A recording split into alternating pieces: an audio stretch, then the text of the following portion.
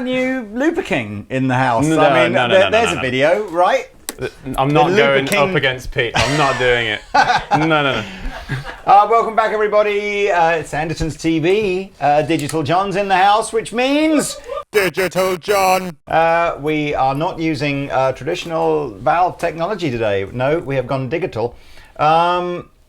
You've got your trusty quad Cortex with you again, Mr. John. Yes. And why is that? So, nor all DSP, as I should say, rather, have released their new update for the core operating system. And as you heard and saw in this intro was the looper, which is a brand new part. Loads of people are asking for it.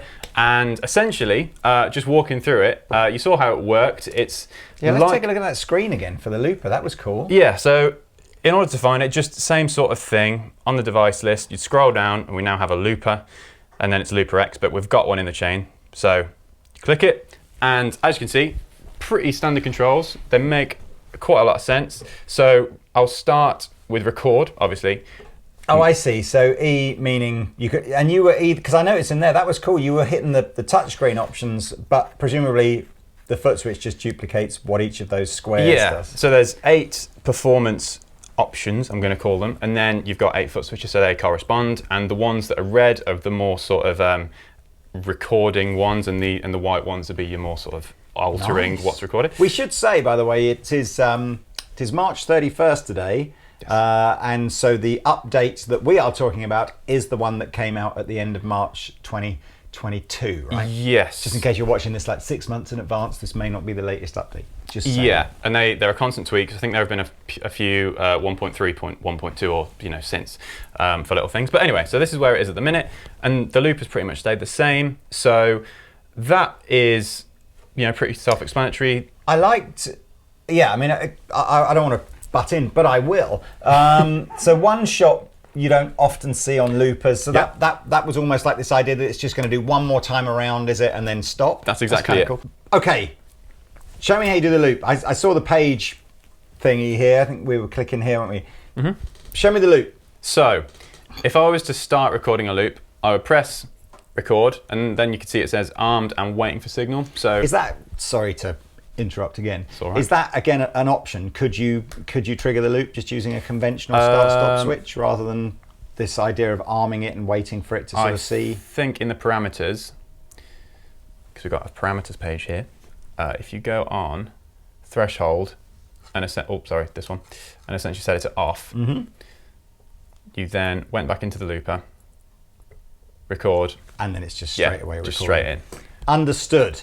Okay, so that's just an option. You can have one or the other. That's very clever. Okay, well, I think for your one-man band looping where you haven't got it on the floor, using that arming setting is pretty cool, isn't it? So if you want to, let's crack on and show me how you do the loop, and we'll talk a little bit about punch in and undos and redos and all that kind of one shots and all that stuff. Yeah. So I will put that threshold back where it was. I think it was at, I don't know, let's say minus 40. So back on the looper, record, waiting for signal. Then that essentially means that there's no lag or awkward pause or misalignment, which is a common thing with loopers, right? So as soon as you start playing, if you set the threshold right, it should read it properly. So I'll just do that intro sequence again.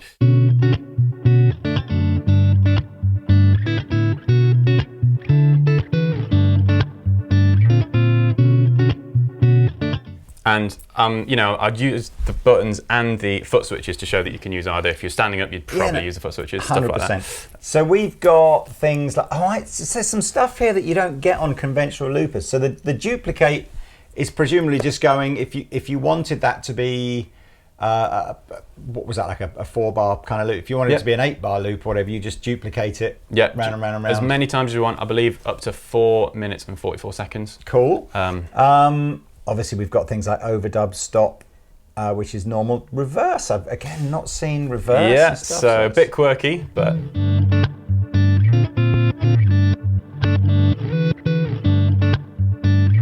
what's really handy about this, because you can see where the sort of playhead is, you can see whereabouts in the loop you are rather than guessing, which is great. That's funky. And then half speed, I guess, is half speed. Yeah.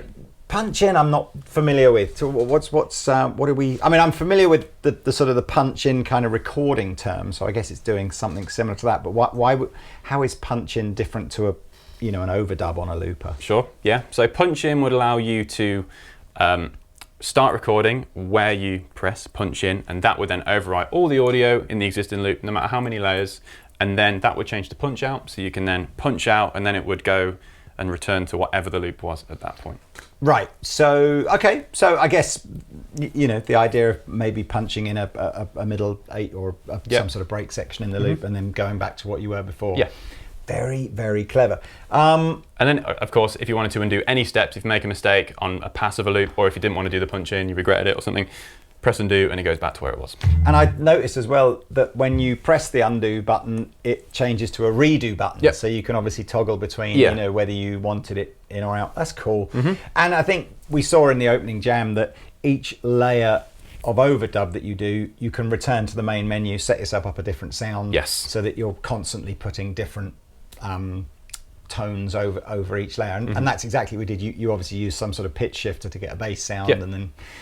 Okay, that's cool. So that's a free update on the latest version of the Quad Cortex. Is there anything else funky in the loop? Yes. Is there a way of saving loops to the memory? Or So basically, if you've recorded a loop like this one, any other preset that has a loop engaged will be able to then play that same loop. So say if I wanted to switch a completely new preset, not just add pedals in or out, you could do that and the loop would still just keep going. And stuff like but that. you have a library of loops, for example? No.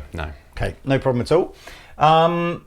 So yeah, Very one cool. other thing, the parameters, of course, Neural have gone to the nth degree of giving you other features. So you've got playback level, overdub level, if you want to dip it underneath what you're playing, stuff like that. High pass and low pass, so if I just do like a sort of DJ set. Yeah. Is there... Because of course there's mic inputs on all the on the back here as well. So presumably this is, you could have microphone, DJ style looping, beatbox, guitars, any All instrument sorts, that you drum want machines, and it's just super flexible. So threshold, that was for the input signal. You've got 3 pages of these. So record mode, toggle momentary, overdub mode, you've got the same thing, and routing mode. So this would affect the like where it's positioned in the looper, where it sends, what it reads as the input. So it'll take ages to go through all these options. No, right? I mean it's So fully featured, right? Grid just means if it was a looper on a pedal board, that's how it would behave type thing. And page 3 is like if you want to use MIDI, you know, sort of, you've got it, but we're just keeping it simple here. Yeah. Mad. Okay, let's go back to the main menu page and talk about some of the other new features on the latest update. Sure. So next patch, clean vibe. You'll notice there is a frosty icon there. Yes, I saw the frost. It's topical, as we've had some snow today. Yes. So if I were to, with volume up.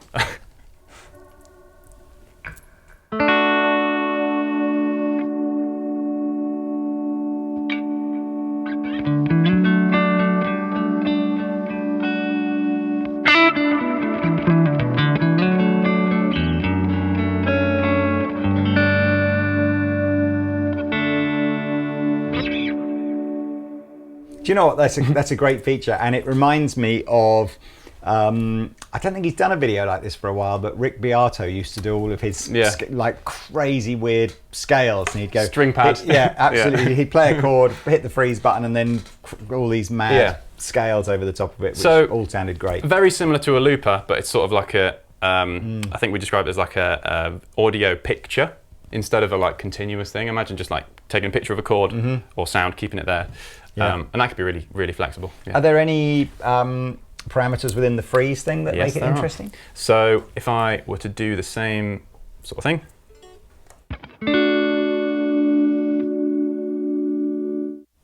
If I then open it up, obviously on and off, momentary, so you can choose to hold it down or not. Attack, that'll be how quickly it comes in. Release, how quickly it fades out. So if I set this release to ages,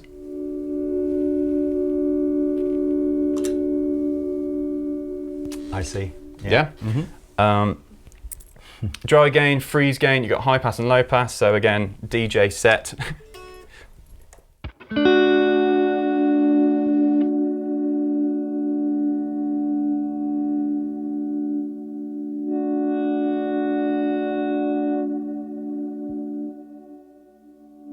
What's the difference between morph and freeze?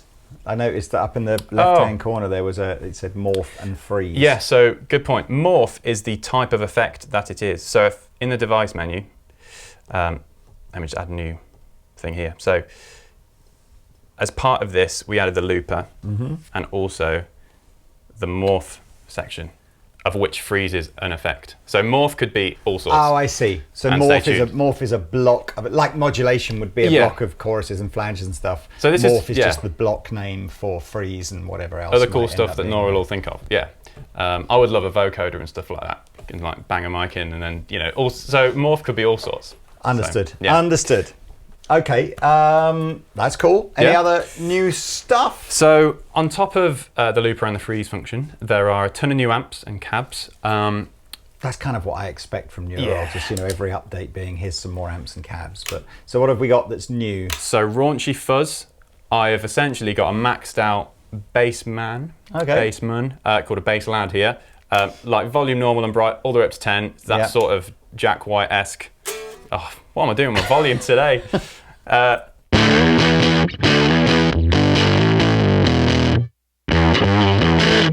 Isn't it weird? We just spent the last demo using pedals to make it not sound like that, didn't we? And now we're going, or of course in the update, here's a mode that does do that. So like broken amp sounds. You could do the more, I don't know, traditional breakup. So the bassman wasn't in the original? No. Okay. Yeah, and with that, this is the bright jump model. So if I changed it to just bright. Still got that bit of hair that a bassman has. So still possibly the loudest amp I've ever actually heard. And I'm including things like 100-watt Marshalls and stuff like that. Yeah. It's a proper old bassman is insane. Yeah. So this is obviously the normal one, less top end. All the same controls, you've got the specific volume normal and bright, just like the bass one would have. And then the jumped for the normal as well. So really it's 4 different bassmans depending on what channel. So a bit more vintage in character, but I really like it. Just like you say, there are guitar genres that want to go for that sound, and it's cool. And I purposefully dialed it in with this raunchy fuzz thing because if you stick a sort of fuzz face thing in front of it, it's that super like sausage just fuzz.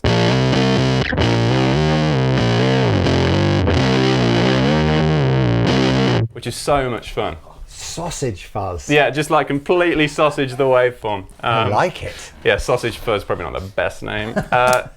And then little filter in front of it. So really trashy, like, it's not just high gain stuff that Neural does. They do all these experimental things. Yeah. So on top of that as well, you've got the slapback delay. So we did have a slapback delay before in the sense that you could just dial in super short time and really quick feedback, that type of thing. But now,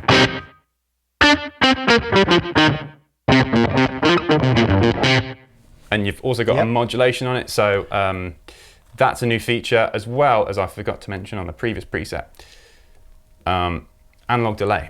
Okay. So in the same way, you could get a sort of analog delay by rolling off the top and a bit of modulation. But now I've got a designated analog delay, so... I always love like a bit of modulation on there as well. Just Me too. To sort of... I think it's also got modulator reverb, but...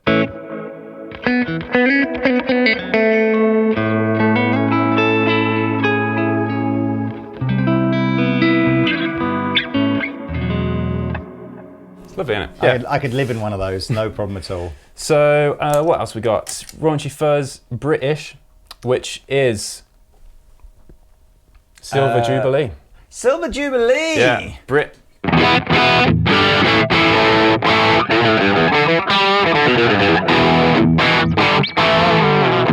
So again, this is, I've dialed it pretty flat, it's at 5, but that Jubilee thing has a really like fizzy top, which I quite like, so if you dial that in a bit.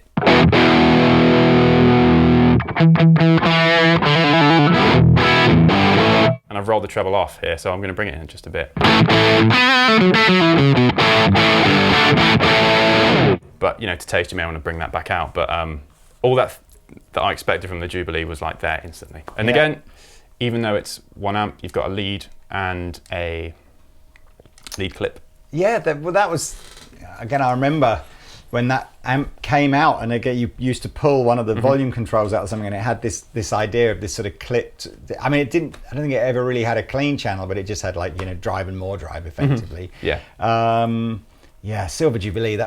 They've reissued that in that sort of studio format now from Marshall, and it's still probably doesn't get enough love, that amplifier. Yeah. People still talk about all those sort of hot-rodded JCM 800s that you see other brands doing, and that's kind of what the Silver Jubilee was. It's just like a hot-rodded JCM. It's a great sounding amplifier. So yeah, lots of fun. Again, specific controls to that amp.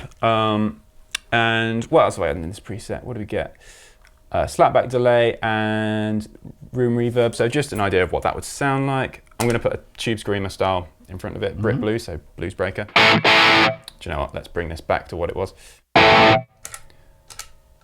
And probably tune. Also, might as well say this now, we've added cent values to the tuner. So if you want to go neural levels of in tune, you can now see that in points of cents.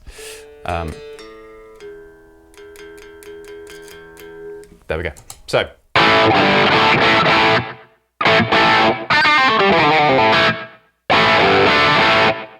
Yeah. Proper old British rock kind of tone there. Basically. Yeah. And then I've gone for more British, which is a Vox AC15. A lot more chimey.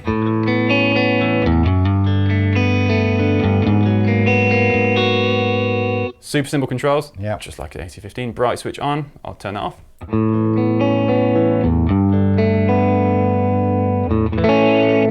I like it.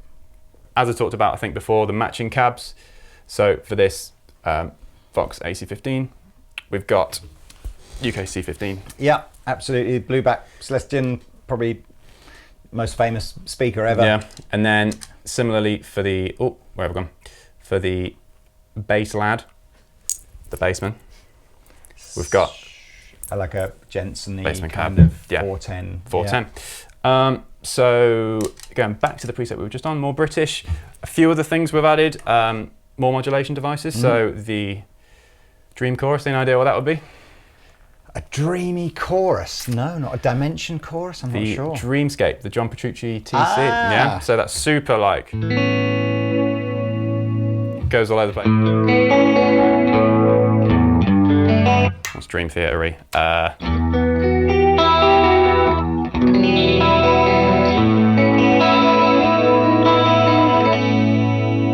Maybe add in a bit of freeze and play around with the analog delay again and modulated reverb, because you can never have too much modulation. Let's give it a go. Actually, let's add chorus to the freeze. So if I do,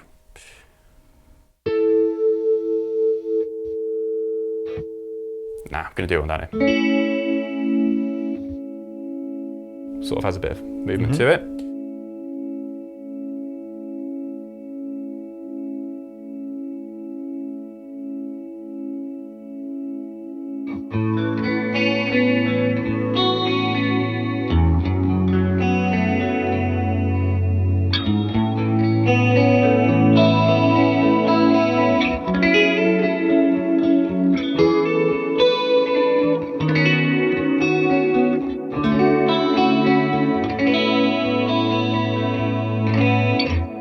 Yeah, baby. So really creative update, I think. Yeah, can have a lot of fun. I kind of feel like I need a looper with a freeze effect built into it, because sometimes you want to loop stuff, and other times you do just want to play over frozen, chords, don't you? So I like it. A lot of fun, and then just so you can hear what that would sound like with a bit of overdrive in front.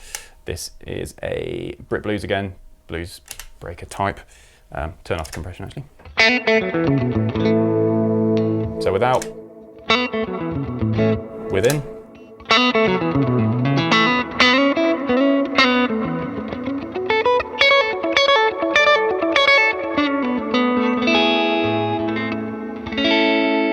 There we go. Still haven't worked out that feature yet, have they, to remove the wrong notes from chords? Maybe that's soon. The most important. Neuron, if you could work on that, I would Please. definitely buy one. Yeah. Awesome. Anything else? Let's think.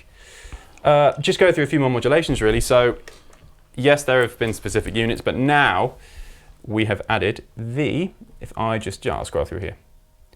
TC. Ah, yes, 2290. Yep, from back in day. A lot more subtle, unless you dial it in. But again, if you're on that specific flavor, it's got that modeled. Chorus engine. So if you want to like design a chorus, and I'm like talking everything okay. from... So this is just your own DIY chorus. Yeah, like really go to town with it instead of using John Petrucci's or like dual chorus, that type of thing. Thick, open, broad, you design the type, tone, frequency, drive. I do love these kind of, there's a real, players I guess will know which camp they fall into, but there's some people who just go, oh God, even having more than 3 knobs on an amplifier starts to freak me out. I just want to plug in and make a noise. And there's other people who are going, oh, I love the idea that I've got 100,000 different IRs that I can go through until I find the one that's perfect for me. And obviously, I guess, I quite like the way that modern processors like the Neural kind of give work for both camps, because you can absolutely just go, I'm just going to pick, I'll just use that preset with that chorus and boom, off we go. And then there's other ones that go, no, I'm going to deep dive in and create some crazy mad thing. But I think it comes off as bias from me, but like I do love how if you want to like look under the bonnet of stuff, you can, and change the drive of your chorus and type of it. But like you said, it is super simple. So chorus engine, as well as a obviously the Dream chorus we've gone through in mono as well, and there should be a flanger engine. So same thing for flanger. Same thing. Okay. As well as the let's find it, MX flanger. So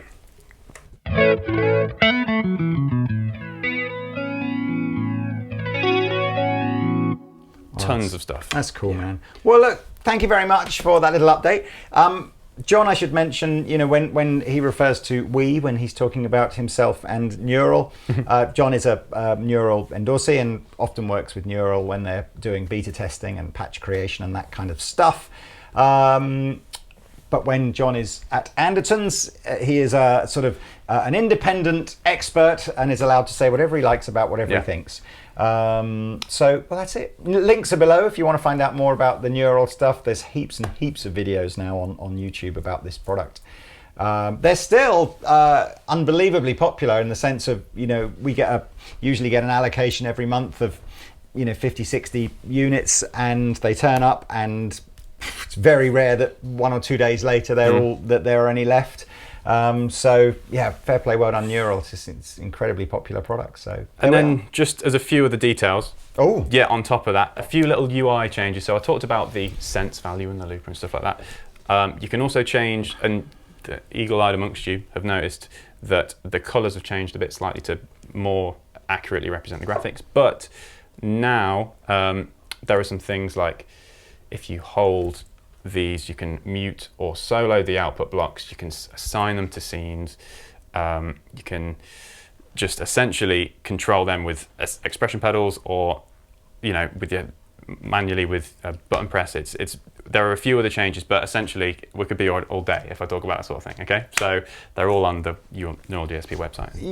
We'll put on screen now as well John's Instagram page, because there's plenty of videos on the Neural stuff over on John's channel as well. Well, thank you very much for coming in. It's lovely to see you again. Thank you for joining us for a little trip down the latest Quad Cortex update lane. Please like and subscribe to this channel if you like this kind of content, and we shall see you in another video very soon. Bye-bye.